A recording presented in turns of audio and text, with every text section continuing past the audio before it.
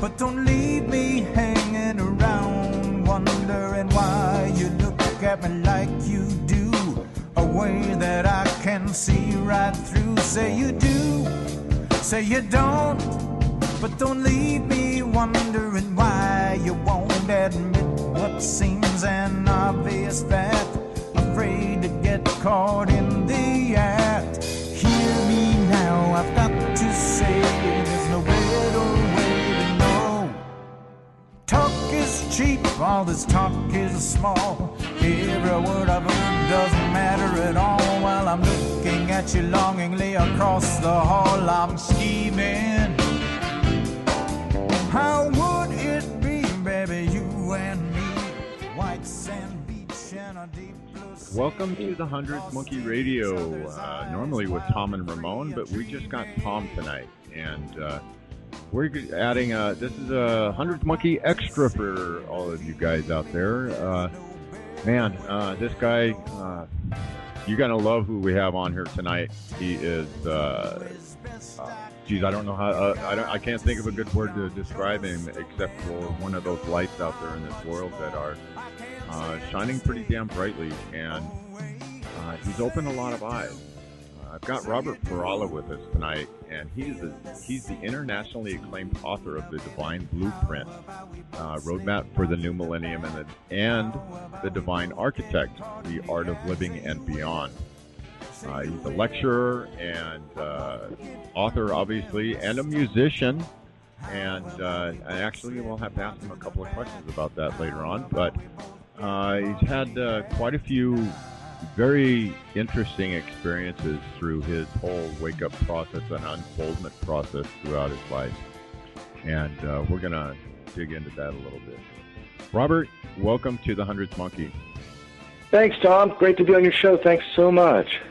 Yeah, wow. I started digging into your material, and I don't know how it happened, but I never came across anything until this year by Robert Perala.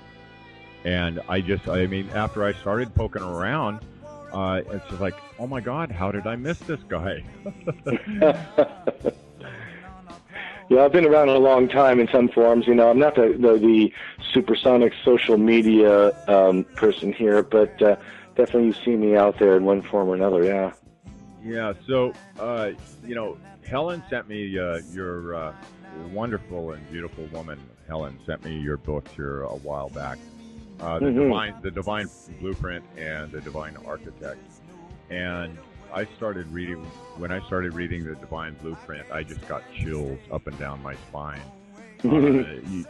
You had quite an interesting experience. Would you mind recounting just a little bit of your background there and how you were catapulted into this field?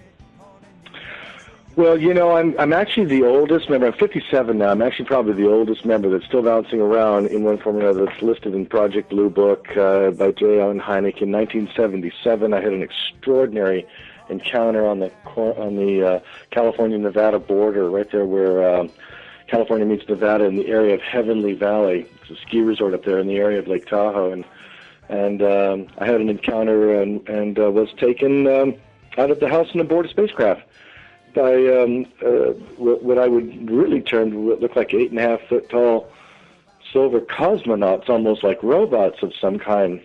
Now, I didn't expect to be in this business for 35 years and to be yakking at people from city to city and doing other documentation. At the time, it was the last thing on my mind. I didn't really foresee this coming, but that's sort of, we can get into that, the details of it maybe in a little bit, but that's the short end of it, and it launched me into this long research of how could anything like this have even happened? Why does this happen? And so then throughout the years, as I began recovering from this particular experience, I began to learn that, hey, wait a minute, there's a whole connecting point here to many of us. And in fact, this goes way deeper than we ever dreamed. This goes into the fact that there's an ancestry here and a whole spiritual hierarchy that's watching over the process of the evolutionary process here of incoming and karmic bound souls and souls that have finished contracts and leaving, and that they know us and they know very well who we are, and that we're part of a vast greater community. And so in 1998, I finally released the Divine Blueprint, Roadmap for the New Millennium, and the ascent of the book was pretty astonishing. It was sort of bounced into all the Barnes and Nobles, all the Borders nationwide, and then came radio shows, and then came television, and then came a bunch of things because I had, had some information here regarding, the esoteric sciences and metaphysics, and life after death, and more importantly, life before birth, and planning of the soul and the origin of the soul, and so it just began this long evolution that I really am kind of stunned and humbled every day as I watch it too. I'm also an observer. I also watch Robert Perala's life, and I'm also sitting back as going, wow, this is certainly an interesting life. I didn't expect this, anything like this to happen. But, at the end of the day, it's all about service. It's all about enlightenment. It's all about, furthering and doing our parts in the sort of the evolutionary process to restore, an understanding of wisdom and spirituality and living a purpose-driven life. And so that's kind of a little short version. So actually, the first chapter in your the Divine Blueprint, I think you called it what was it? Angels in Spacesuits. Angels in Spacesuits. Yeah. That I was like, okay, now, our society, the way we are, the religious dogma that is surrounds all the angels on this planet. It's like we've been given that picture of a human being, normally a Caucasian human with this white wings that are stretched out and look so glorious, and the halo and all this. We're given that blueprint for what we're supposed to see angels as. Now, right. The angels in spacesuits, that one just went, okay, this guy is actually seeing that, the angelic host is not really like they've been telling us. So we called it that, Tom, because that was sort of the quizzical point at that point in my life. None of us, when I finally started sharing it with just a few inner circle about what happened, because, what's left out is, I locked myself in my apartment for 3 months in 1978, and then there's not telling anybody for a while, and I had one heck of a sunburn from the experience, and I was soaked in like a honey or an oil-like material, and it really devastated me, and so as I started to get into what was this, how could something like this happen, that's where I came to understand that, maybe angels are in spacesuits somehow. Maybe these are angels, and that's where I was at the time.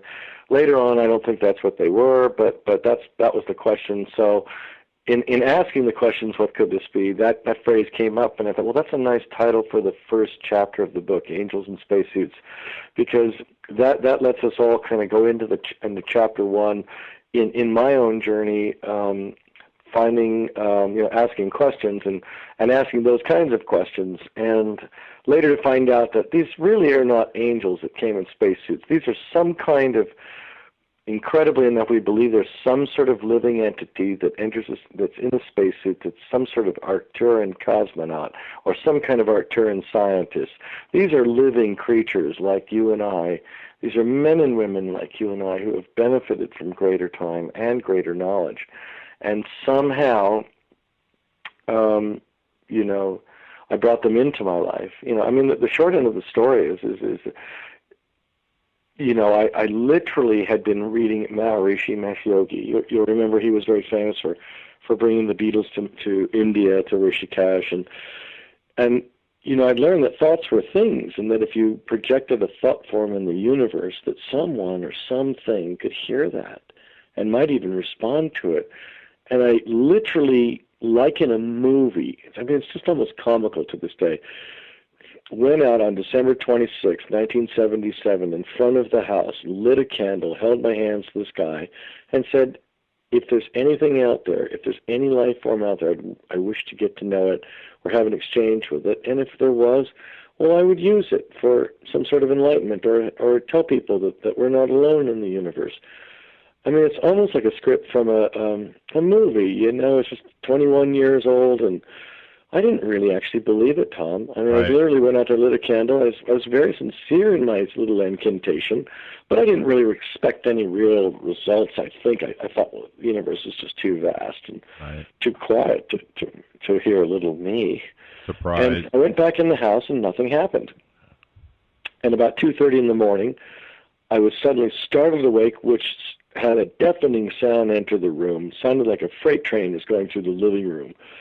And suddenly the whole room became charged with light particles of blue, purple, violet, indigo, and flashes of lightning, almost looked like blue lightning. And the whole ceiling opened up, and then down from the ceiling came what looked like three silver, almost like robots of some kind that were lit up like the sun. Now, you can actually see a picture of this, incredibly enough, on my website at robertperala.com. That's Perala.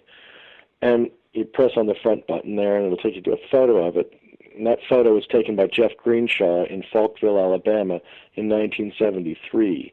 He was a policeman who somehow was managed to snap a photo of it. Now, what you see there is only 10% of what's there. But when I saw the photo of it 4 months later, I said, that's unmistakably, that is exactly what I saw. The only thing that's missing was the incredible emanation of the storm, the lightning that was going on around it. And so anyway, to get back to the point, they literally materialized in the room. And they placed me in like a blue bubble of some kind, like a lighted cocoon, where I was not able to move whatsoever. In fact, the only thing I remember was a little tiny voice, which was me, that almost like, it was like an anchor trying to find a form or position for itself. It was like I could hear my voice, but I couldn't move anything. I was paralyzed. And then the next thing I knew is the side of the house was opened up in like a swirling vortex. It looks a lot like that movie Contact, with Jodie Foster. Right. Where she says, I'm okay to go, and she sees the floor illuminating, remember in the movie? Right, oh yeah. And it goes through this incredible wormhole of colors at thousands of miles an hour. Well, that actually is very accurate. That actually happened to me. It was like I went through the side of the house and then was taken out. And where I went, we don't know to this day. And I do remember being in a room and interfacing with like a gigantic glass object of something that somehow that seemed to absorb me or seemed to interface or absorb me or take. It was almost as though it was taking me somehow. I don't know how else to describe it. And then I was back through the wormhole. It was terribly painful. I wouldn't wish that on anybody. When I saw the light like that, it wasn't like the biblical thing. The only burning bush I saw was me. Huh. And I was screaming, and it was very painful. And then suddenly I was hovering over my bed, and I couldn't move still. Then I was lowered on the bed. And then suddenly, without warning, these three silver entities went up through the ceiling, and the storm was gone, the lightning was gone, the sound was gone, and I was lying on the bed, and I was soaked in like an oil material. And I eventually threw up over the side of the bed, pulled myself over to the bathroom about an hour and a half later, turned on the light, and was stunned to see I was sunburned and soaked in something. And that caused me to lock myself in my apartment, and then that began the search. And I met up with J. Allen Hynek, the original Dr. J. Allen Hynek. Unfortunately, he's passed away now, but he was the first guy that was collecting all of these, the first stories of people that claimed that they had had an encounter with something extraordinary. And this is how the phrase "close encounter of the third kind" came about, because it meant a face-to-face contact on the third-dimensional plane. Right. Did you? Here's the funniest part, and I end here because I know we want to get to some questions here, but here's the funniest part. When I finally get out of the house in June of 1978 to the first UFO symposium of its kind, I don't know that there was one before this, and it was held in San Francisco at the San Francisco Airport Hilton. I go up and tell my story, and he put out the recorder and everything. And he said, well, tell me what happened.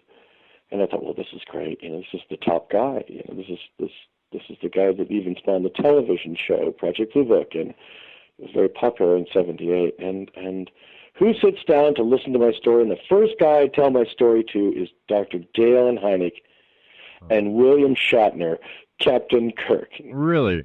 Huh. That's awesome. How funny is that? That's awesome. But these guys would listen to me, and that's how it started. So did you actually? So that's how you met Jay Allen. Did they do an investigation through on your experience? Only for the 45 minutes that we were there. Okay. He was very interested in me. And once I started telling him, and I drew the outline, and I actually had a photograph, the one that was from the UFO magazine, I said, this is what it is. Somebody actually has a photograph of this, and it's crude, but that's unmistakably what I saw. The shape is there. There was a visor over in the front part of the helmet. I saw no faces. I never saw any faces or any living entities when I was away. I didn't see anybody wearing any uniforms. I didn't see any humankind. I only remember these robots, these three silver tall, right. I don't know what else to call them. I call them cosmonauts or robots or something. They were very mechanical looking, actually. But I never saw any people. Yeah. So through my own personal experience, I know that when I've had experiences with we'll call it guides or angels or entities. When I've had entity experiences or communication, it all seems to come in just like a big, just quick download. It's like boom, there you have it, and then there's an unpacking process that I go through as far as pulling out the information and meditating and bringing what was actually transmitted to me out. I'm curious if through that experience, in the following months, days, weeks, years, if you found that there was any type of download that had occurred in that experience. Well, I don't know about a download. I do know that there was I became very, very sensitive at that point. I do remember being able to see sort of, the field around my hands. I do definitely remember becoming very sensitive to a lot of things for a while. At first, sounds seemed almost, a little louder than normal, and I felt like, people describe what happens after they're taken almost like a drug, a psychedelic drug, or an opiate or something. They claim that they feel or sense or hear differently. Now, I wasn't taking any drugs at the time, but I do sort of relate to what they were saying. Sounds were a little bit louder. I seemed to see the light around people a little easier. And more importantly, I was led from one person to the next, kind of almost like something was being planned here. I was led to extraordinary people, and then just started to make my way into the field. But then I dropped out for a long time. I thought, there wasn't really anything for a long time in the '80s. There wasn't the popular metaphysical lectures like today. There wasn't the internet. So I just went on and lived my life. And then in 1992, I had a car accident, oddly enough, and I was down on my luck, and I literally just did a prayer that night and said, I need some help here. I just, at the time, I didn't have any money. Thank God that's changed now. And I had a car accident. I was unemployed. I thought, give me a reason. Give me a connection here. What am I supposed to do? And strangely enough, over that summer, on a series of occasions, I had a series of nighttime visitations. Now, I've been seeing apparitions. These are semi-etheric full torso apparitions since I was a boy. These are usually discarnates or people that have passed over the other side. I've seen them since I was like 5 years old, and that's been documented, and that's a whole other sub-story. But then I had a woman appear in my room and just literally started flashing like images at me, and I started to write down some of what I was seeing or feeling from these flashed images. And then I thought, okay, well, I think, maybe I'll go out and I'll I'll go to this metaphysical fair. And I went to this metaphysical fair, and this lady sat down and did a reading. And she says, well, here's what your guides say. And I thought, oh, boy, here come the guides. Really, we have guides. At that time, now I teach that we all have a team, and now I share that we all are walking with a committee. At that time, right. I was like skeptical, well, like, there's people standing behind me, really? Right, right. And she said, yes, and this is your committee, and you'll learn about them. And so at that time, I didn't know. But anyway, she said, all you have to do is write your name down on a piece of paper, say, come and hear me talk, list a few things about what you want to talk about, and put that in a bookstore, and they'll do the rest. I said, that's fantastic. Oh, come on. You mean after all these resumes and job searches and everything else, I'm trying to put my life back together, that all I have to do is write my name down on a piece of paper and say, come and hear me talk. And they said, yes, that's right. I said, well, what do you do when you're at the bottom? You can only go up. So I went home and I made a little poster, put it in a metaphysical bookstore at San Jose bookstore. It was very popular at the time, little metaphysical bookstore. And I got a phone call from a guy named Virgil Staff, who was the head of MUFON, Mutual UFO Network at the time. I said, we'd like to have you come and talk. Have you been speaking to a lot of people? And I said, yeah. Yeah, I've been speaking to all kinds of people. I didn't have the heart to tell him I'd actually never done a lecture before, but I'd been speaking to my mom and my dad. Right, absolutely, every day. So, good enough. And I went out, gave this talk, and it just went by so quickly. It was over before I knew it, and there was this people standing. Guy from Stanford University says, I want you to come to Stanford University, and I want you to tell the story just like you told it here. And we'll pay you to do that. We'll charge $8 at the door. Would that be okay for you? Huh. Well, nobody's ever offered me any money to speak before, so I said, well, sure, why not? And I went to Stanford University, and from there the ascent just went boom, boom, boom, and then led to the book, and I never looked back. It's been the funniest thing I've ever seen. Nice, nice. So let's start getting into the meat and potatoes of what you've actually learned through your lifetime of experience. I mean, I think this Divine Intelligence website that you're getting ready to kick into gear looks very dynamic. I mean, you've got a ton of material to share.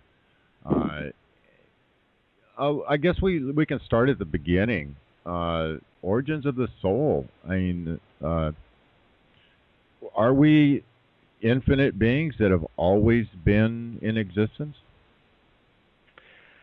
Yes, the inception point of the original God spark, it would be very difficult to speculate on. I don't think anybody's really got a real handle on that. That is between, I think, the Creator that creates all things, and there is a portion of that Creator that expresses itself and then creates living forms of various kind. So no researcher really knows.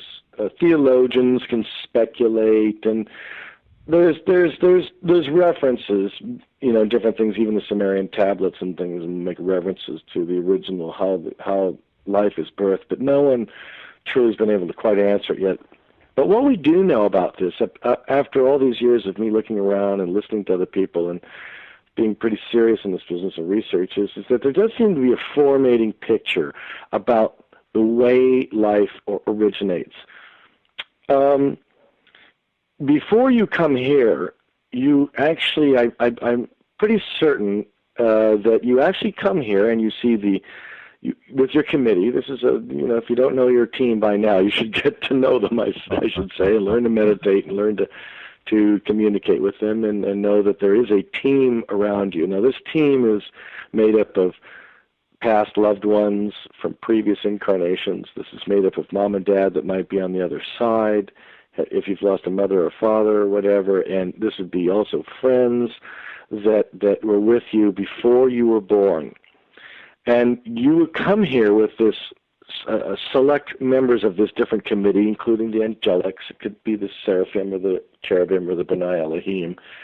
Come here, look at the particular time zone you're going to come into, the particular geographic location you're going to come into, the family you're going to come into, and bloodline. But most importantly, what are the lessons we must learn at this time to further the evolution of the spirit? And you come here seeing kind of a preview of an experience that is in the free will zone, where you'll be able to choose between what serves creation, what takes away from creation, what serves the self, what takes away from the self, what serves others, what takes away from others. And then you will see this particular area and location, time zone, everything get ready to go, and they find an avenue that is best suited for your the next continuation of your soul's evolution, for your soul's growth pattern. Right. The origin, the story continuing of its origin, and now you're in chapter whatever it is, and it's time. And then you actually do have a say-so somewhat. Many will maybe reside on the interlife, which is the life in between physical incarnations, for longer. Some will say, I wish to go. And others are kind of almost sentenced here and said, you must go. And you might be sent, I don't want to say sentence like a bad thing, because karma translated as a bad thing. It just means action. But it will be suggested that you will, for some, they will be born in an area of tremendous limitation, you might say. Limited in form, be it paraplegic, or born in North Korea with limited access to basic human rights.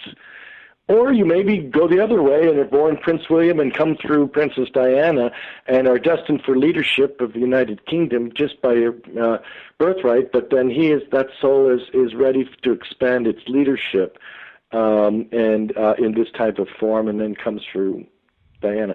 So then the thing is like this, there's always a catch. In every contract, there's always there's a soul contract, and that soul contract would basically be this.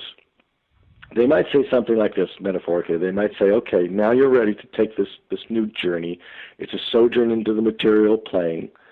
It's going to expand you in ways you've never even thought possible. But you won't remember us. You won't remember this part. You won't remember us, and you won't remember this place. You will be into what they call sort of the veils of forgetfulness, and you're to concentrate there and to give your life there, and to understand the properties of love more than almost any other virtue. It would be love, because all the other virtues kind of fall underneath there somewhere. And then you come here, and most souls watch themselves being born. You literally watch your mother giving birth to you, because you're not even all there. You're actually standing outside the experience, watching the whole thing, and seeing a formation come out that is an extension of you. And then after you are born, we could get into the funny part about how you're, turned upside down, you're dazzled by the bright lights, and you're met by a masked man, and then you're spanked. Right. And welcome to Earth. Right. And there's that to be contended with. But as you grow up and you learn form, language, identity, I am, this is, you start to identify with everything, you completely forget about what was agreed to and where you were on the other side before you were born.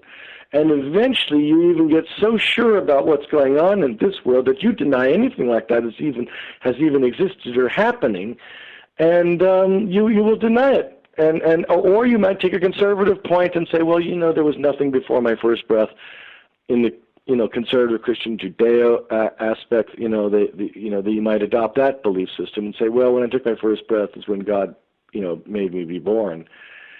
But you are born again momentarily all throughout existence in one form or another. Right. And so that's the end, the short end of the kind of a simplified version of the origin of the soul. And then when you finish your incarnation here, yes, there is definitely a life review, and definitely it's almost like waking up from a dream, and you realize that there's no death whatsoever. It's just simply your body ran out of time and couldn't withstand the conditions of the material plane, whatever took you out, and now you're back on the other side. And it's like waking up from a dream. You'll realize, oh, I see, wait a minute, that's just one expression of me. I used to be Robert, or I used to be Tom, and now I'm me again. Oh, I see. All that experience is incorporated now into me. So now that's been added to this long journey. Yeah. Right. Kind of exciting. So on the other side, I know that you've had, the honor and privilege of being able to see the discarnate entities that are or people that are roaming around on this planet for one reason or other, and I'm sure through those experiences you've gained quite a bit of insight into the other side, so to say. I'm curious about whether or not some people talk about once you leave here and you go into your discarnate form, that all of the memories and all of the knowledge is all accessible to that being. And then there's a other side of the coin. There's another school that says, no, you're the same person there as you are here. What have you observed along those lines? Well, maybe both sides are a little bit true. Depending on the realm that you're in, it's much like the dream state at first. When you pass from the material plane, there's various levels. You may be met, you're pretty well always met by loved ones, and some might reach down and even help you out of your body, literally pull you out of your body. Sometimes you'll just come out of your body and you'll stand there, and you're feeling what we lovingly call the unbearable lightness of being. The incredible exhilaration of being out of the form, out of the material body is lovely, because all the density of the cells and all the density of the decay of the body as we've had damage and taken on things is no longer there. You're just you. Now you still have the same, you're basically you. If you feared water, you might still fear water a bit. It's much like the dream state. You're still you. But as you are taken away into other levels, you find out that there's other formations of yourself. You're not just the you that you were here. You actually do go up through the fifth dimension and sixth dimension and find out actually you've been many, many different expressions and everything. So and so all those experiences and memories would be brought into one. Yeah, they'd be brought into one. It's almost too much to incorporate the whole thing and understand the whole vast picture. Right. You might say you can stand on one level at a time and understand, like if you were standing in the fourth ether and standing outside your body, nobody could hear you here. You'd still be you, and you'd have this sort of wonderful feeling. That's what happens with people on an operating table when they suddenly flatline, or they're in a car accident and jolted suddenly. They just fly right out the crown chakra, and then they're watching as an observer, and you feel this. You always hear these reports of being non-partial, and the wonderful feeling, and it's like you didn't even care that you were in a car accident, or you didn't really mind that you were flatlining on an operating table, because you're not in form. You're not carrying all the density of that form which carries the fear. You're almost looking like an observer going, well, that's kind of curious. Right, I've been in a car accident. Well, now that's interesting. So it's like the dream state. If you're in a car accident in the dream state, and you just walk right out of the car and you realize the car is completely destroyed, and you go, well, now that was kind of interesting. I wonder why I didn't feel anything. There's no pain. Yeah. So that's what the fourth ether is a lot like. Once you get up in the fifth, it's a little more expanded. Now you have access to kind of more of who you are, where you've been, and you see that it's actually operated, other entities are operating really strongly in that realm, and you would see formations that don't look anything like what we can understand here, including angelics and things like that. So it's not to say that you can't see them on the fourth. You can from time to time, but it's fourth density is very close to here. You would see the trees, you would hear the people talking, even about you, but they wouldn't be able to see you. Right. So the movie Ghost is actually quite accurate too, with Patrick Swayze, as he's killed and walking around and nobody can quite hear him. Suddenly they connected a little deeper when he meets up with Whoopi Goldberg, who plays Oda Mae, and she can hear him and everything, and he's still trying to finish out his life because he was taken out suddenly. The fourth ether is very much like that. There's a lot of discarnates on the fourth ether, fourth dimension. Your mom and your dad pop into the fourth and watch you and sit at the dinner table while you're eating dinner, Right. Not only listening to what you're saying, but listening to what you're thinking. Right. Which isn't always congruent. So my understanding is that it'd be like, in your terminologies, the fifth dimension would be where all the planning is done for an incarnation. Yeah, tremendous amount of planning goes into that, because there's going to, for some, it's going to be quite a ride here. There'll be millions of thought forms, trillions. There'll be hundreds of thousands of millions of experiences. There's a whole incorporation of taking in what's happening, choices. You're in a fantastic growth thing here. It's such a sacred journey. Your mind doesn't even have room for that, really. Right. And this planet right now is just absolutely. Oh, that's my Chihuahua. This planet is the people on the planet are. I don't know what's going on exactly with them, but there seems to be the level of consciousness is definitely raising, and I'm seeing it exhibited in so many different ways. And with those that are in, quote unquote, still in the box or not awake or however you want to term that, they seem to be the way they're reacting to it is very unpredictable. And I'm curious if you have any insight on how this is all planned to unfold for the masses, so to say. Well, it's coming in quite a few different ways, isn't it? I mean, one of the fastest that people are getting it now is through Facebook. The daily postings of people that are posting, shows like yours and guests like yours. You, for that matter. What you have to say, you're an authority on the subject. They're posting that, so that's one way they're getting the information.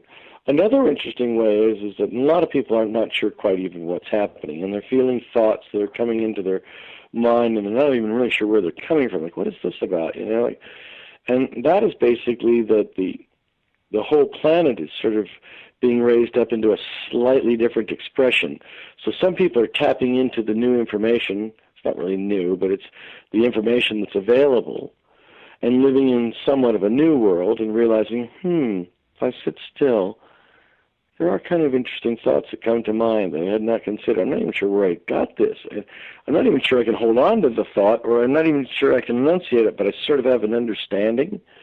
And so they're able to actually tap into it, while the others don't have a clue, and they stay in this world because they've made up their mind, this is what it is, this is all there is, and they have a version of their own death, which may include nothing at the other side, or perhaps meeting a deity, such as Jesus or Muhammad or whatever, but they will choose to live that way. For those that are able to sit still long enough and concentrate on their meditation, and also there is kind of a little formula here I like to pass along, and that is, if you're living in what's called the law of three, the law of right relation, willingness, and intention. The law of right relation, willingness, and intention. That means that if we're living in right relation with ourselves and we are willing to be a vessel for the divine, and our relationship with ourself is humble enough to say, I'm just a soul traveler, I'm just learning, I wish to serve, I don't have to necessarily take on, a certain exact belief system and then stay there. I'm just a traveler, I wish to learn, I don't have to settle.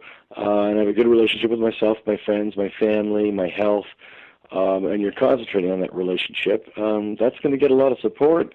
The willingness to be a vessel for the divine, to live the virtues, to understand and know the virtues. The virtues being kindness, compassion, tolerance, selflessness, forgiveness, certainly unconditional love, non-judgment. You practice all those. That's going to be a great ingredient. And then finally, what is our intention? What do we wish to do here? What is your intention? In all humility, are you willing to give up some things and to be a servant to a certain degree to help the evolutionary process here. You know, in that alone, you get a lot of support. You actually can have other entities from the other side sort of pop in from time to time and pop in thought forums, and you start realizing, oh, I think that there's something around me. There is sort of this committee. There is something here. I am on a mission. It is starting to come into focus, and so that's a little metaphorical insight, I hope. Yeah, that formula is a big one. That's the whole process. Underneath the willingness section there, as far as getting everything right with yourself, in the virtues, those virtues are what people address when they finally stop, and that quiet spot, and also take a look in the mirror. When they do that, that's that deep work, that shadow work that so many people, me included, do to actually get ourselves right with ourselves. Mm-hmm. Yeah, very much so. And we're, God, this is an exciting time to be here, Robert. I mean, we've got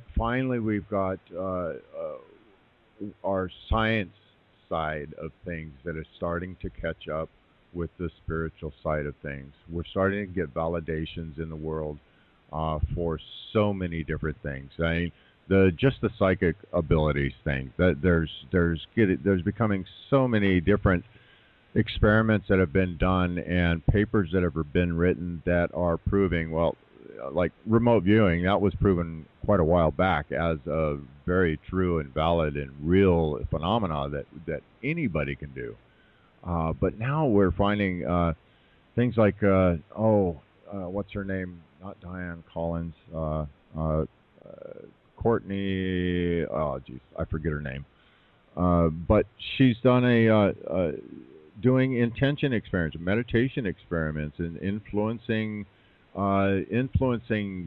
events in the world with just meditation. Sure. There's just tons and tons of validation coming out of the scientific field now, and it's just very encouraging for me. I'd be curious to hear your thoughts on what science is doing now in relation to spiritual evolution. Well, it's validating a lot of what we're seeing here. I mean, science and metaphysics and spirituality are getting married together, and it's a lovely thing. They should. There was a wonderful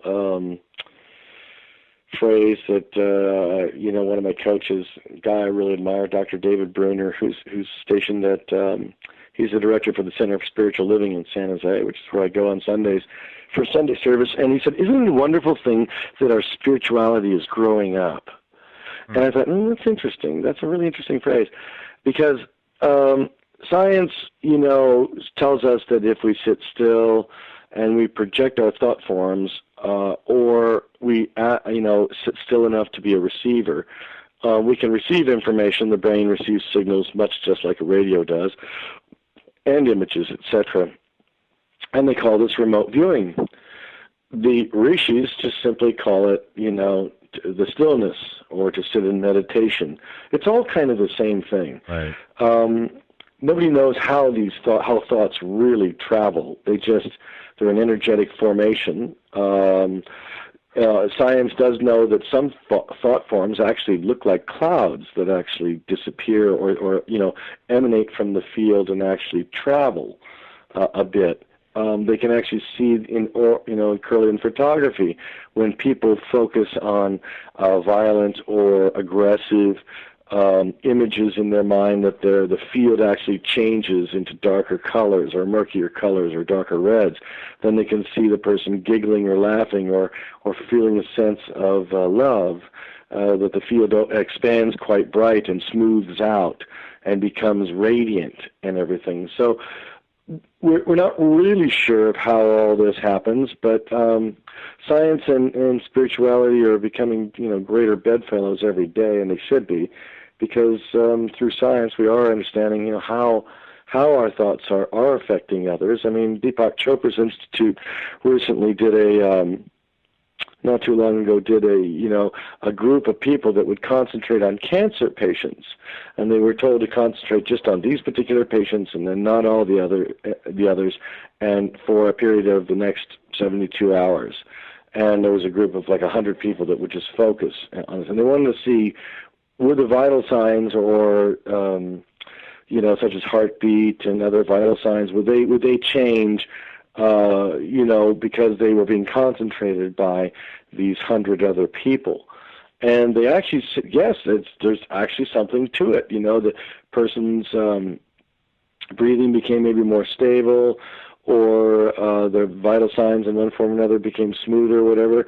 So we do know that in the 100th monkey theory, yeah, it's true. There is that aspect of that if you focus in a group consciousness, it does affect outer external material and esoteric conditions, really.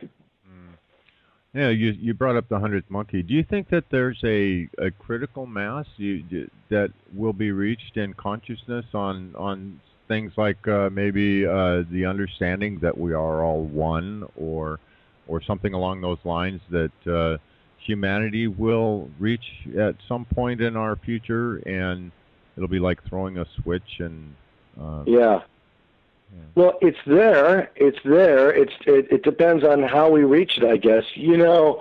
We have seen throughout evolution, the evolutionary process, we've seen just that we get to a certain point in consciousness, and then everybody perceives differently. And it's been done over and over. That's why we don't say, gee golly, that's swell, ma'am. No, our language is changing every day. We don't say, does that please thou Guinevere? We don't boil people in oil. We let go of things. We let go of, this doesn't work. This whole thing, and, the German thing in World War II, that doesn't work and everything. And so everybody says, we'll never go back to that again. So as a mass body that all the people are, we're all like particle points. We're all like the little microbes on Earth, which is a living entity and conscious entity as well. We're trying to heal the body by raising up the understanding of how to live and communicate with one another. So little by little, through trial and error, parts of the body destroy and kill itself off, while others really get it, and are coming on board. I mean, if you look at the kids today, oh man, Tom, I mean, we never ate like kids, did we? We never ate gluten-free stuff. I didn't know the term. We drank water out of a tap, Right. We did all this, and now, and gay people, we would whisper in rooms, do you think that they might be, gay or something, as if there was something wrong with them, or black segregated bathrooms in 1965 during the race riots and everything. Well, you can't come in here. Why? Well, it's obvious why. Your skin is a different color. Now, can't you see that now? And everything. And then all of a sudden we kind of came out of that and we said, no, wait a minute. None of that works. So now we have, we see people marrying each other of the same sex, and a lot of people now are going, oh, so that's what they want. This is their choice. This is free will. And they've risen to that status. Same with the black community. They're all equal. They're just the same as us. They just have a different heritage or whatever, and even a troubled one at that. And then we just sort of get it. I think if you look at the powers that be, the government, the governors, the Senate, the Congress, with the new kids that are coming on board now in colleges today that are being raised with a $16 trillion debt and this demoralized lack of any kind of future, they're on the move, boy. They're going to college not just to get an education. They're on the move. There's a number of them out there that are saying, you know what, I'm going to be the guy that's going to fix some of this. We're going to change this. And in 10 years from now, we're going to see, we are seeing fantastic changes right now. I mean, as this new generation comes on board, they're not going to accept a lot of things that we're plagued with and everything. The question is can those that are conscious influence the others enough to say, join us in fighting some basic things that are intrinsic to our human experience and human rights.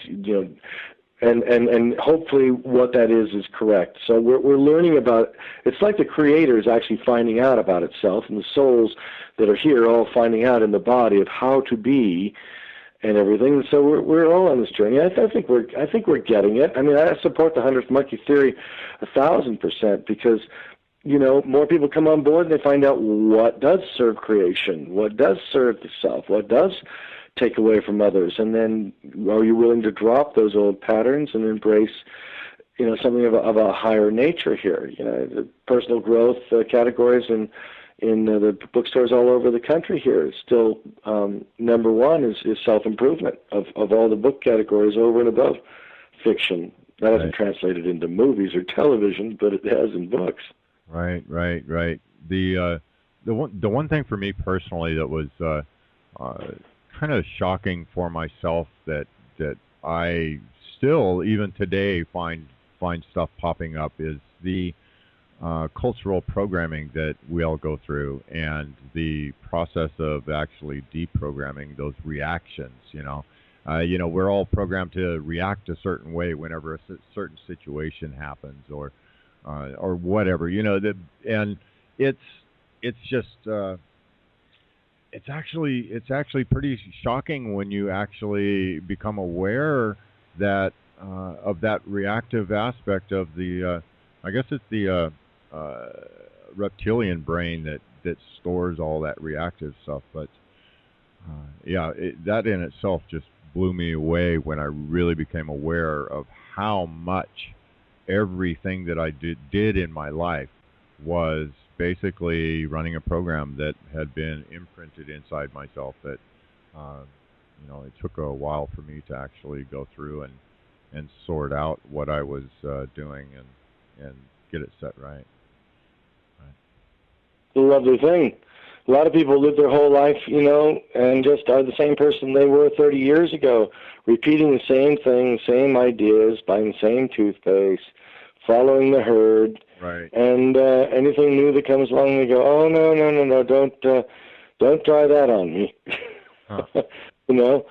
But the youth today is fantastic. There's some kids coming on board with this galactic consciousness, and I'm like, wow. Yeah. We're really coming from another, the species itself, the human race itself is even reinventing itself. This is why we have the indigo children with a slightly different disposition in the DNA coding and the codons and everything. And we have kids that are coming here that would like to try on some sort of healing role or emissarial role or something like that. And they're trying on things, and God bless them for doing it. So, how's your? Are you still in pretty active communication with our the non-locals? Oh, the invisible, you mean? The invisible and the extraterrestrial intelligences that you've had communications with. Yeah, I don't have any real. I mean, I don't want to affirm that entirely, but I don't seem to have an awful lot of control over it right now. Apparitions appear in my room in one form or another, have for years. I see them in what's called the hypnagogic state. Now that, for you and I, and for the listeners of the show, they're in beta, what's called beta right now. And in beta, you hear the sound of my voice, you see the physical activity, the material plane, etc. You hear the sound of the birds and the cars going by. When you start to fall asleep into kind of a dreamy state, when you're taking a cat nap, and that can happen in the funniest places, in class, and you're suddenly nodding off, or on a plane, before it's taking off, you're just already nodding off. That nodding off where you kind of hear a little bit what's left out here, but you're already starting to fall in sleep, is where the subtle bodies around the material body is becoming very, very softened. And that's called the hypnagogic state. That state of consciousness is a very short window we usually pass through when we're falling asleep or when we're becoming awake again. And it's usually those first few thoughts where you just realize, oh, you're coming out of a dream. You're starting to get the idea, I'm in my bedroom, I'm in my bed. And then a lot of times you pass through it really quickly. But what if you stayed in that state? For some reason, I'm able to stay in that state. I don't have a lot of control over it. the third eye, the pineal gland and the ajna center opens up and sees actually what's here. So from time to time I see men and women standing around, talking amongst each other, talking to each other, not necessarily talking to me. It's not like they stand, and trying to pass on direct information to me, although that can happen. And it's more telepathically in the form of an image like John Edwards has his done. But they will be visible to me.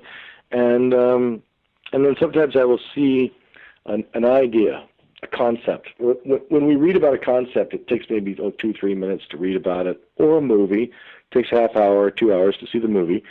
But if you wanted to look at that concept again after you witnessed it, it only takes you moments, doesn't it? Right. To go into the essence of what that was. Like the portion of the movie that really spoke to you, it only takes you milliseconds to go back into it and feel what that person's experience was. But you had to watch the movie to get that, right? Well, this is kind of how they operate. They operate in kind of get-to-the-point images, like they may flash an image at you and you have an understanding of what that conceptually may be, how that fits together. So I would see men and women do that, and they would kind of speak to me almost telepathically, not so much in words, but in more like a little picture idea. Because we only use words as a stepping stone to get to the idea, the concept. We use language, but they bypass the language part, and they get kind of right to the essence of the point. It's for you to formate what you think you're witnessing. This is why you see people like Hollister Rand or Lisa Williams or John Edward, Van Prague, or these guys. When they do a reading, they get 4 or 5 images, and they feel the energy pulling them to a particular area of the room, and they say, well, I'm seeing something like the number 27, and I'm seeing pearls or beads. This is a necklace of some kind. I'm seeing there's a man. This man is named with a T or a J, and then somebody will stand up and say, that, I believe you are talking to me. Because that's how they actually speak. They speak in kind of picture images. Right. And so that's how they've spoken to me, and then I would write things down, and I didn't know anything about ascension. I didn't even hear of the word, really, to tell you the truth, for years. Right. Then I was reading Barbara Marciniak's book, Bringers of the Dawn, in '92, and I was going, oh, wait a minute. Now it starts to make all sense. That's what these things are in the room. These are some kind of Pleiadians of some kind. These are some kind of men and women like you and I who are somehow talking to me telepathically on some kind of level. And I thought, that must be what it is. And then I got the idea that the Earth was being birthed in a slightly different expression, and we were merging into this idea of a telepathic kind of communication style society. But that'll take decades. It will take a while as people get used to the idea that that even is available or even exists. And now people are tuning into it and use the term ascension, meaning to raise up. The Bible refers to it. The lost books of Job definitely referred to it. The Revelations refers to it. That the earth will be born again, and a number of ways that they refer to this. So it's the Vedas certainly, and the rishis and the renunciants in India certainly understand. By sitting still, they know that there is another existence. The yogis know this existence is there, the cosmic intelligence, or what we lovingly call the divine intelligence. It's all around you. It's within you. It's sort of like the cosmic internet, a little bit. You can actually tap into it. Yeah, one of the most profound experiences I had was I had a spontaneous out-of-body experience back in I think it was in 1989. And it was 20 years later that I finally was able to do the conscious intentional astral projection. And that experience and the handful I've had since then, that in itself right there took all doubt out of my mind, every shadow of doubt out of my mind about our lives continuing and about this being such a small part of who and what we are. And the experience here is just that. It's our experience for us to grow and learn. And I took so much away from consciously being able to take this same consciousness out of my body into those other realms was amazing, absolutely amazing. Lovely. Have you been able to do the astral projection? Yeah, it's happened to me a few times where I've kind of fired outside of my body. I couldn't do it consciously. I'm not a fan of people. I'm not a fan of, some of these books that talk about being able to do it. It's very complex. You're getting into something that is highly speculative in some ways. I do understand that some people achieve it. In my first book, we lost Devin that way, Right. and we had tried to talk her down, and she was, completely convinced that she was ready to walk with the masters and walk on the inner planes, and somehow she must have just stepped out of her body, and perfectly healthy girl just passed away, and she couldn't get back in, and we had a psychic at the house, that was just like right there at the moment that it happened at her house, and he was just like, she's here, she's here right now. She's literally standing outside of her body, and she's upset she can't get back inside of her body. And we had come back from Mount Shasta the day before, and she had this obsession with it. And we told her, no. Your job is to stay present here. Your job is to learn how to be in the body, not to escape from the body. We do that lovingly through drugs and alcohol and all these psychedelics and all these things that are available right now, which aren't the living best for you, but it is part of our lifestyle and our culture. But as far as, what we really need to do, I think it's a good idea. I tell people the good idea is to stay in the body and be very harmonious in the body. That's what you came here. That's why the Creator gave you a body, is to be harmonious with it, not to run away from it. He says, I'm giving you a lovely vehicle down there. Don't get crazy with it, and don't try to escape from it. Yeah. And so, go ahead. So that's in a nutshell. Astral projection, for the science people that want to try it, it's to their choice. I'm not sure once you astral project, how much you're able to bring yourself back to the body. It's actually not even an area that I'm really an expert in. I'm probably getting into something that I don't like to get into things unless I know a little bit about it. I don't know an awful lot about it. I know that it's been very speculative, I guess. Well, there's been a lot of work done here in the last 20 years on it, and good. There's it's all about intention. It's not an escape. It is an exploration more than escape. I'm extremely happy in my skin, so I'm here for the experience, and I'm not going anywhere till I get kicked out. Oh, right. Oh, yeah. Well, you can certainly share with us. I'd like to hear too. Have you had guests on there that have done the astral projection or able to do it effectively? And what do they say? Well, it's an amazing experience. You're able to. There's so many different versions of reality out there that you're able to go into, and or dimensions, however you want to term it. They're just so many bubbles of reality that are experienceable, and it's. And it depends on where you're coming from, what your intention is with the experience, as far as what you're going to do with it. Me personally, I've had the lion's share of my experiences have all been guided. So my guides have taken the lead and taken me and shown me things in this state, and basically it's been a complete learning experience. There's been a smaller share of the time where I just am able to get out and just fly around and have a good time. Experience it for the freedom along those lines. But I've had guys on I don't know if you're familiar with Tom Campbell. Tom Campbell, lovely guy. Sure. Yeah, amazing. Absolutely amazing work. His book, My Big He teaches this, I think, doesn't he? Yeah, he does there at the Monroe. Authors and this kind of thing. Is that who I'm thinking of? I'm sorry? Oh, no, wait. I'm Tom Kenyon. Yeah, Tom Campbell. He's yes. Monroe Institute. Monroe Institute. Right. Yeah, he was actually one of the founding staff members there. Him and an engineer and Bob Monroe were the three core people that developed all the experiments around trying to get some kind of validation for an out-of-body experience. Right.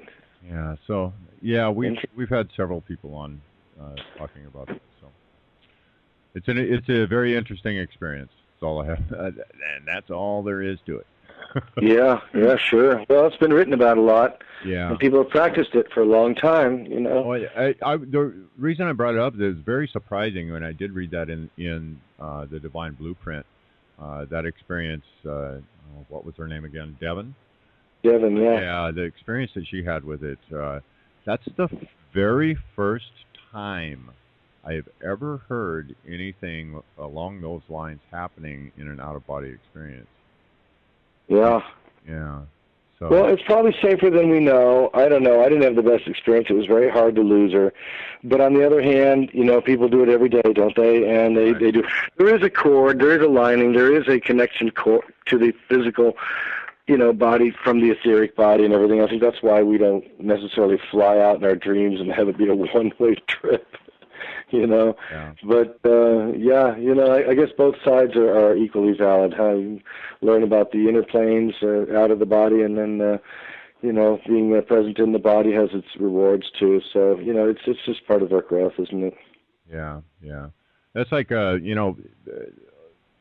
I had something else come across my path here in the last couple of weeks, or something that was said that kind of threw me for a loop as far as grounding is concerned. People always talk about grounding and getting grounded, and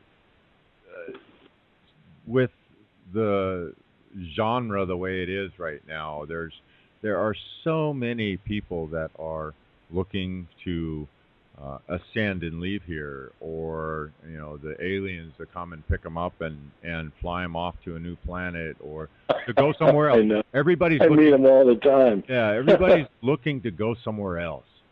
And yeah, I know. And then on the next sentence they talk about, I got to go get grounded. And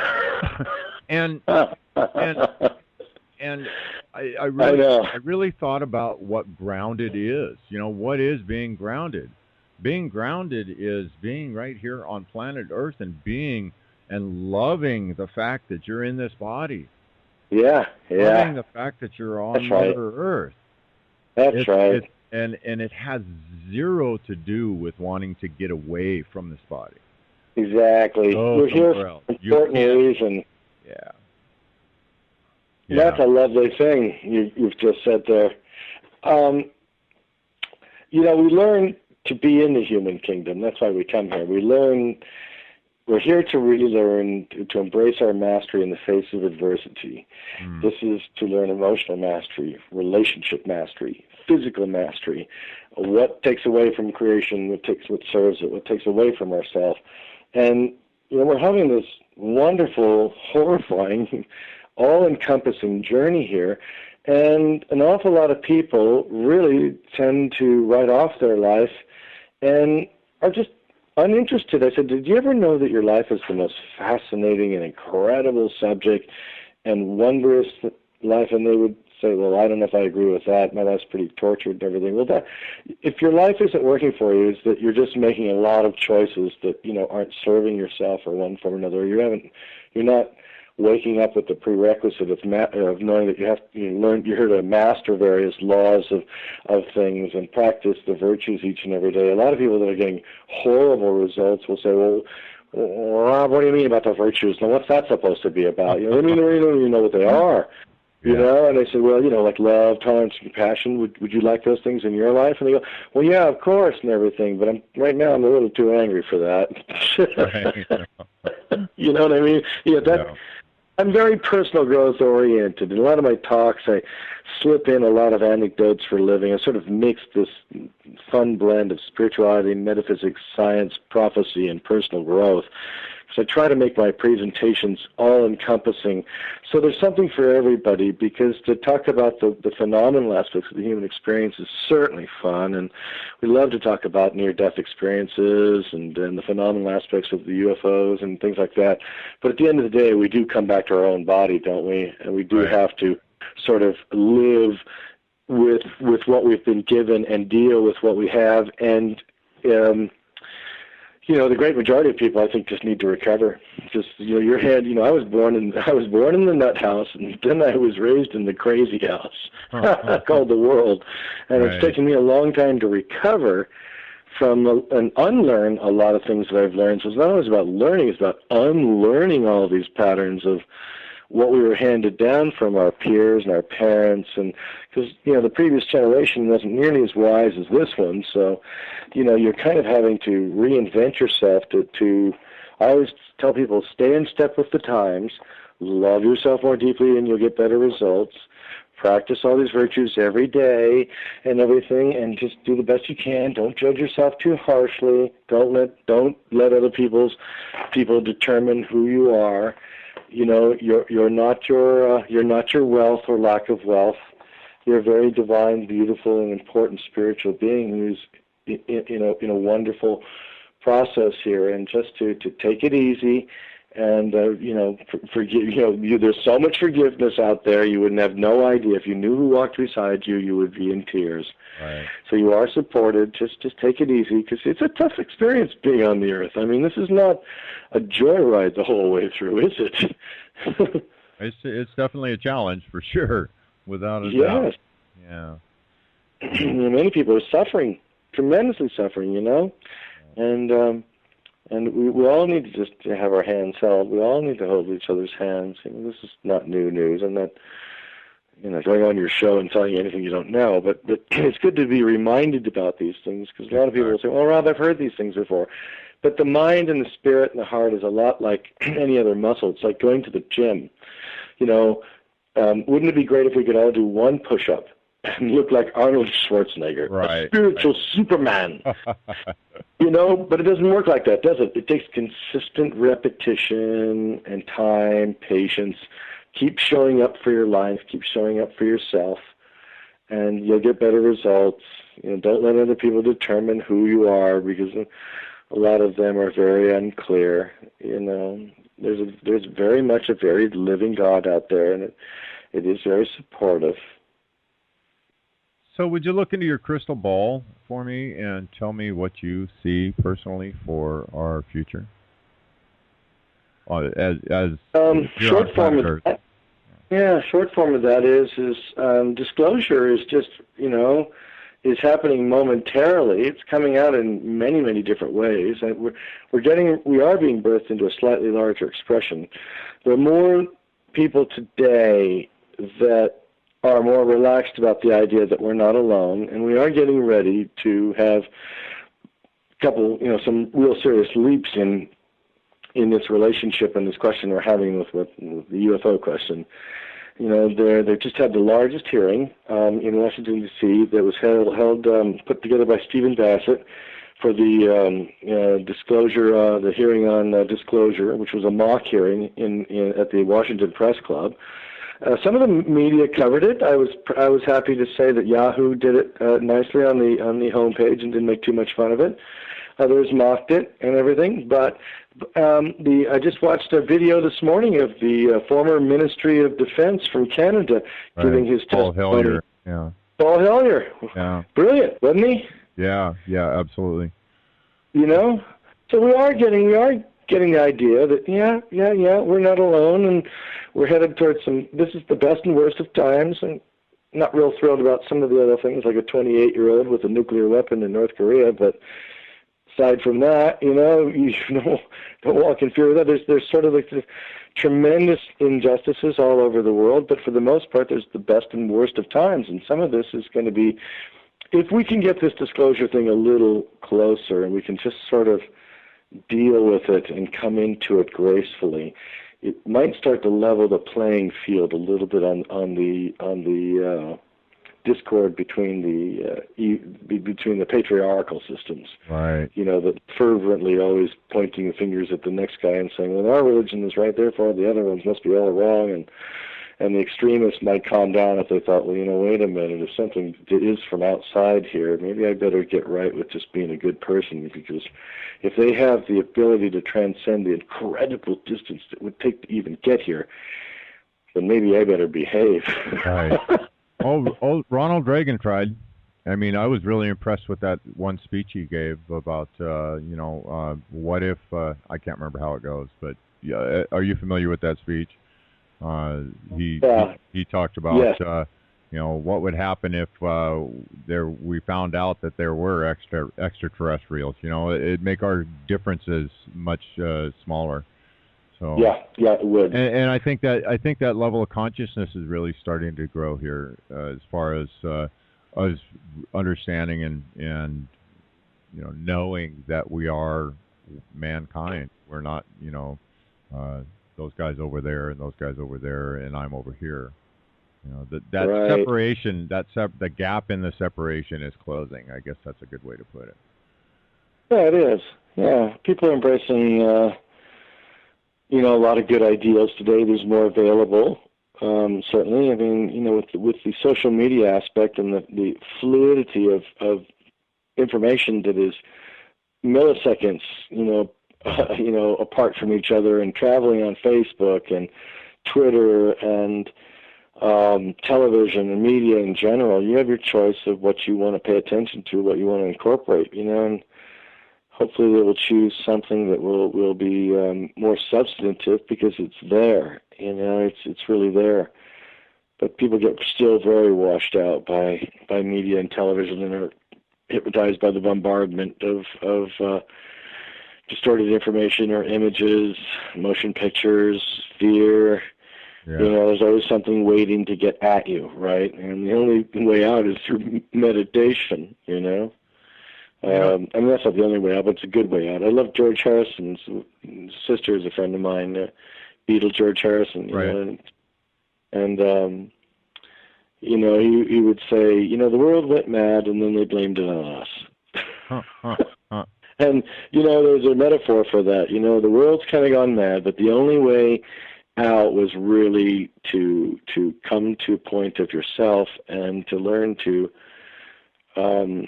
meditate and learn to be calm and learn to still your mind, your body.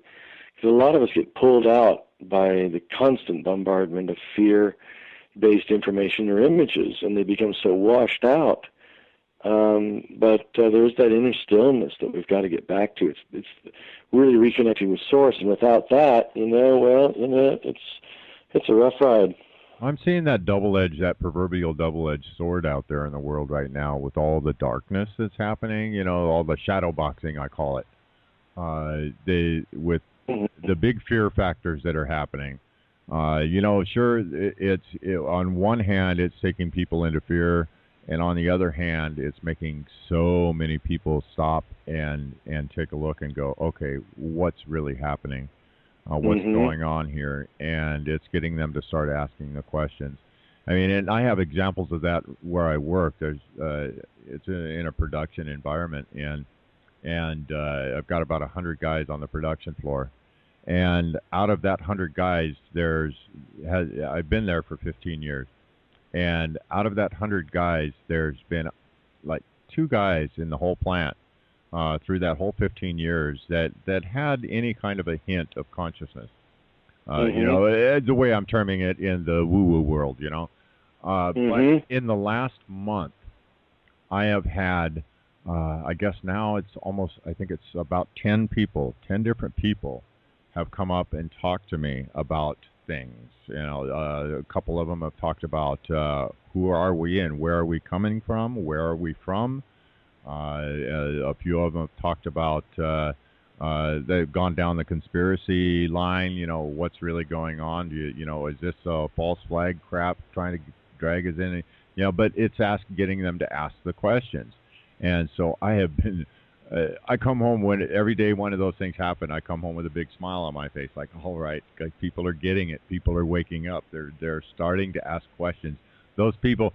Oh my God! And this one guy at work. It's just like I've seen this guy as so far inside the box. He goes home. First thing he does is pours himself a drink and turns on the TV. Right. Watches TV till he goes to bed. Right. And I mean, he's inside the box so much. It's all about the money. And he's the one that came up and asked me about our origins. Where are we from? Are we, this just doesn't feels like we're much more than just this here. So that one really touched me. So yeah. So I mean, that's good. The generation's closing. New ones are teaching us a lot of new modalities and everything, and living. And I'm happy for the whole health movement. I mean, it's a shame that Obama signed the thing on Monsanto, and it's certainly very concerning about our health care coming up in February with the Obamacare program, and it's very concerning. But I mean, our only line of defense is just to do stay to the basics, stay eating healthy, stay thinking healthy. Who you hang out with is who you become. Watch who your associates and everything, and have a lot of faith. God's there for a reason. Ask for the divine source to come into your life. It's what it's there for. It doesn't have to be so mystical, mythological. You don't have to try to figure it out. Just allow it. Right. That's a big one right there. Just allow it. Yeah, it's we get in our own way so often. Oh yeah, it's unbelievable, isn't it? Yeah. It's like traffic. It's like we have a lot of thought forms, and we just place them all in front of us, and we become so convoluted and so tired of the whole thing. We just check out altogether and everything, and it's like, take the time. Take the time to do a random act of kindness. Take the time to breathe. Walk barefoot in nature, and these are not new things. Right. Feel the earth underneath your feet. Try to get off the grid a bit, There's a million, do you know that in the smart grid that's out there, and in the whole grid of all this electronic surveillance, smartphones, smart meters, radio waves, microwaves, cellular phone signal, the trillions of bombardments that are out there. Do you know that there's people, I live in the Bay Area, and I don't know exactly what your area looks like, but I live on the other side of the hill in what's called Scotts Valley. Gorgeous area, 5 minutes to the beach, 5 minutes to the forest. I'm very fortunate. But, in the Bay Area, in the denser areas of the city and near the airport and Santa Clara and high-tech areas, there's actually now people walking around with these little meters. You can buy them for as little as $100 that are measuring the Wi-Fi cellular signals and transmissions in the atmosphere and from the smart grid, from all the homes being gridded with the smart meter. And they're actually getting some pretty startling readings on this going, no, you can't put everything up in the air. Wow. You're transmitting all these signals because it actually does form a low-grid radiation. Right. It was amazing to me how people slept through the entire process of the smart meter. You really want a device on the side of your house that you didn't order that transmits a signal of personal data from your house to a cell phone tower. Right. Now say that to yourself a little slower, folks, and ask yourself, is that the American dream you were dreaming about? I'm not so sure. And through this smart meter thing, we found that it actually wasn't here in California being put together by PG&E. It was actually a division of UN Mandate Agenda 21 and fell underneath Homeland Security, Homeland Surveillance, and some of those acts. And everybody around the whole country was placed with a meter on their home that transmits personal information about their usage of that electricity. Well, that's stage one. What about stage two, where the data that it's transmitting is not just the gas or the electric that you're using, but what's inside that electric, like such as your privacy, the way you use the internet, what you search for. What's in your refrigerator? Yeah, what's in your refrigerator. Yeah. And it's going a little too far, and I'm amazed at how many people just slept through the whole thing and said, well, they say that we have to have it. Well, you know what? I went down here with a guy that's very popular, who heads up StopSmartMeters.org, and I met with him and everything. I said, is that true? Do we have to have it? And he said, you know what? That's not true. There are lawsuits all over the country. The power companies that are out there putting these meters on the homes and everything, that's not completely true. In fact, that's an incomplete law. They do own the meter. You own the house or the land that the house is on as well. But the incomplete law was the type of technology in that meter that transmits the information to the cell phone tower is an incomplete law. So there's 50 or 60 different governments in this country now that have all got problems with massive lawsuits and hearings about placing these devices on our house.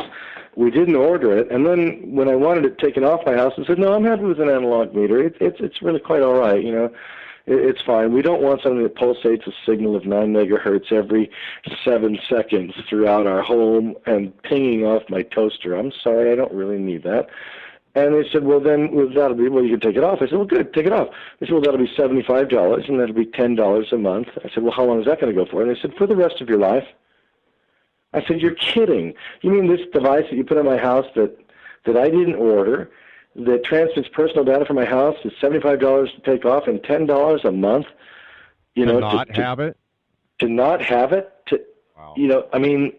Are you out of your mind? And then you laid off all these employees when everyone was clamoring for a job, and you laid off thousands of employees? Say that all a little slower to yourself, folks, and see if it sounds different. Right. Ah! Yeah. Mm-hmm.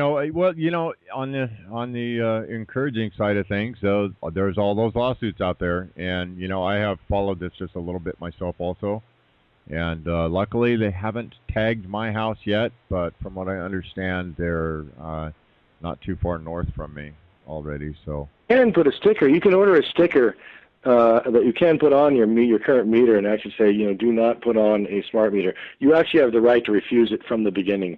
They may not tell you that, but you actually do have the right. I can't say for sure.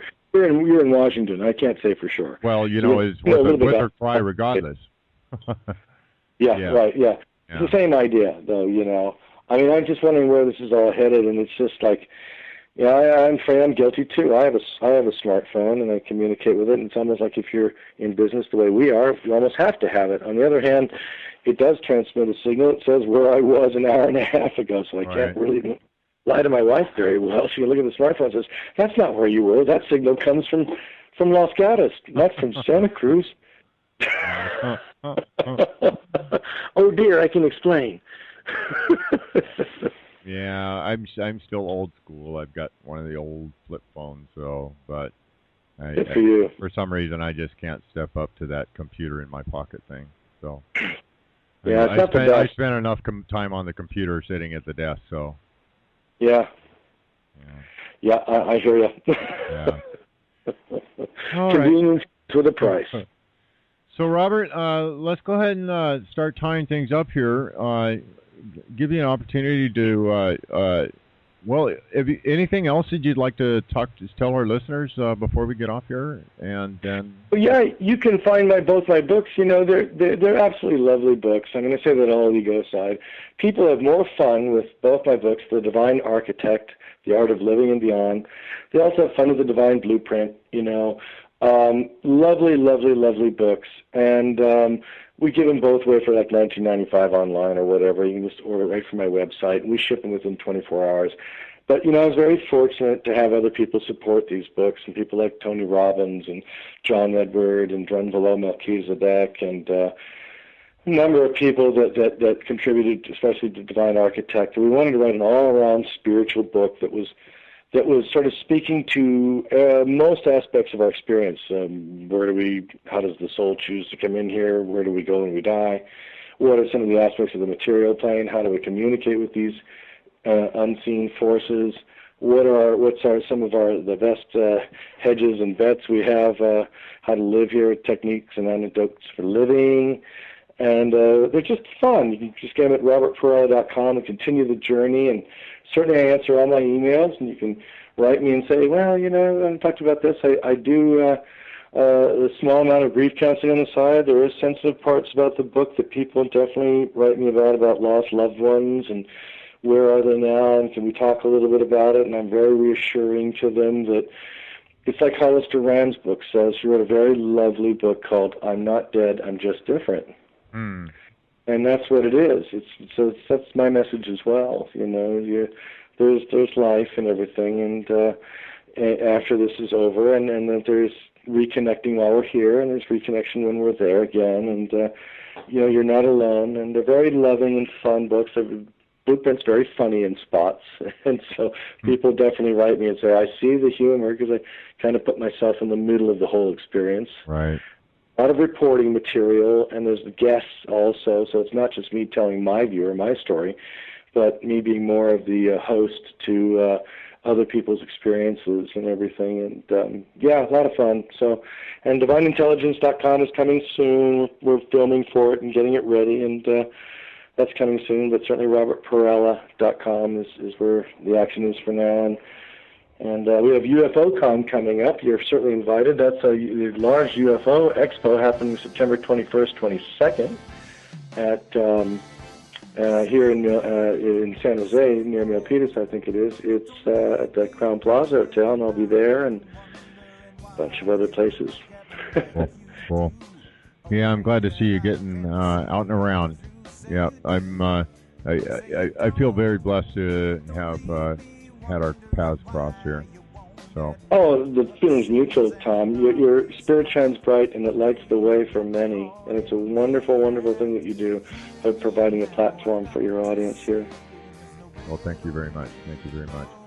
And, geez, I want to thank everybody for joining us. This has been a great conversation. And, man, love you guys. And remember that condemnation without investigation is the height of ignorance. And we will see you guys in the next show. White sand beach and a deep blue sea, lost in each other's eyes, wild and free and dreamy. Hear me now, I've got to say, believe me, there's no better way to know. Telling you as best I can, you got to see I'm just a man, don't know how much more I can stand to stay away. Say you do, feel the same way too. Now baby, how about we both slip out through the back? How about we both get caught in the act? Say you will, I won't get embarrassed until. How about we both slip out through the back? How about we both get caught in the act tonight?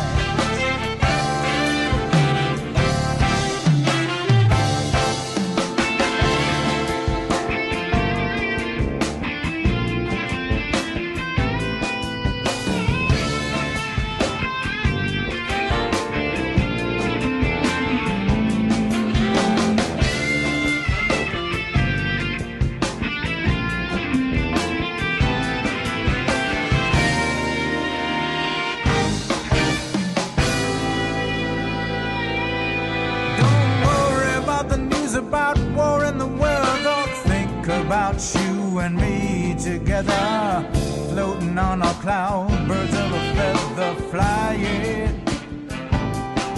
It's a matter of love, it's a matter of time, when I will be yours, you will be mine. I was thinking that tonight would be sublime. Now baby, hear me now, I've got to say, there's no better way, don't know how much more I can stand to stay away. Say you do, feel the same way too. Now baby, how about we both slip out through the back? How about we both get caught in the act? Say you will,